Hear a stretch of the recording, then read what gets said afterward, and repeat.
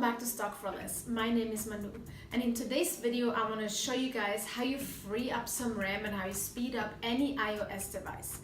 I'm sure you guys have iPhones or iPads that are simply just getting slower and you don't want to reset it, you don't want to lose everything. So this is a technique I can show you guys. It's super easy and super quick. You don't have to close the windows you're working on. You're not going to lose anything that's on the device right now. And most important, you don't have to reset it back to normal. All right, let's get started. All right, let's try this out with an iPad. Let me show it to you guys. Let's say you're currently working on the iPad.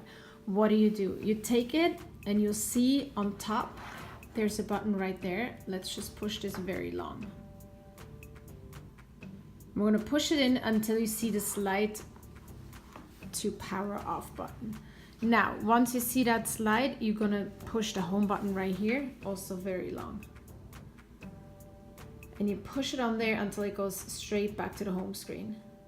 And this is it. Right now, you freed up some RAM and you made some space on your iOS device.